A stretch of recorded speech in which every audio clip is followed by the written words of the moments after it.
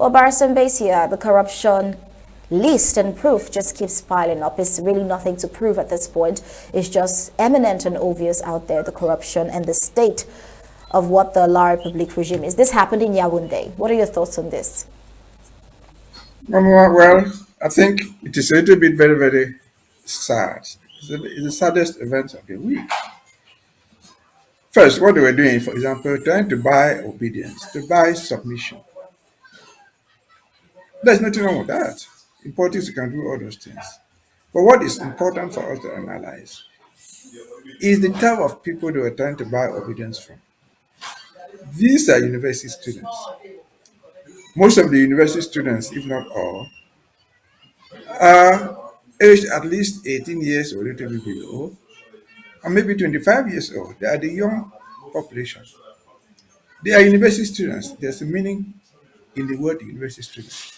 These are people where the future of the country lies. These are the people who should stand up and say no for the good of the country. But they're able to buy them, these young people, and they take the money. They're in Yaoundé, they're in the University of Soa, that's Yaoundé. But that is not all of the youth. I'm sure, if you read the news, while they were being bribed to go and stand on the road, their brothers and sisters in the University of Douala were not having classes. There were no classes going on in the University of Douala. Why? Because the teachers were on strike. The same teachers are the ones, their colleagues are in Yaoundé, their colleagues are in Boga, Bamenda, or the other 10 state universities. They are not being paid what they ought to have. The students are not having classes. They are not having the regular classes. And yet, they are buying them. They want to stand on the road and clap for a regime that has failed them. So, what are these youth doing? These are the young people who should free us. If we're fighting all this fight that we're doing right now, we're trying to hand it over to them to stand up, stop all this nonsense, take the leadership and make the country better. But they're not doing it. They are bribing them. How are they bribing them? They are bribing them with taxpayers' money. It's your money and my money. And was it 2 days yesterday or the day before yesterday? We were talking about the collapsed bridge in center of Bamenda. We have seen collapsed bridges in Douala, in Yaoundé. No drainage system.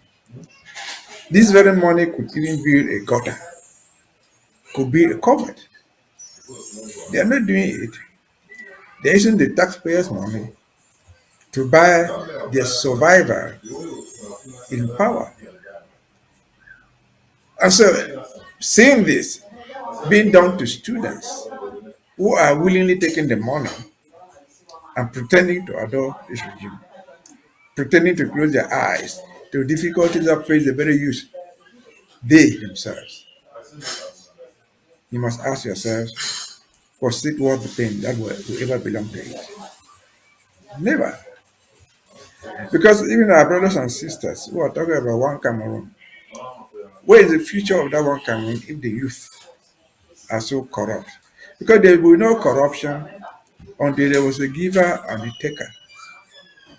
They had the right to say take 2,000 and they say I'm not taking the 2,000. Or I take the 2,000, I don't go there. And so this is the youth of a country because they are here only, they represent the other youths around. They are the youths of the country that our brothers and sisters want us to belong to and call it home. It's not possible, will not happen. Students at that level, I don't know whether they even have lectures in human rights, in civil rights. If they cannot question their own existence, the existence of even just their own schools that are supposed to give them lectures and prepare them for a living, then what type of leadership do you expect from these young people, young men and women, when tomorrow they take power, if they ever take power? Because if they have to wait until their fathers turn 99 and die naturally, by then they themselves are 70, 80, they will not have taken any power anymore. So it's unfortunate. We should never have been there, but we are there. We'll get out of it and we'll pick the pieces where we can find them. Over to you. Like just like you asked and answered at the same time, what would become of these young people when they eventually get to power? That's if they eventually get to power. The question is, what is actually running through their minds? Just because they want to have this money. So it simply means that the government would impoverish the people, even down to the students who are supposed to be the leaders of tomorrow, just because they need them to always dance to their tunes. Quite sad. Anyways, we'll still continue and follow up with all of that to see how all of that turns out. But they are actually not the only ones that needs to, stand up and dance to the tune of the colonial government.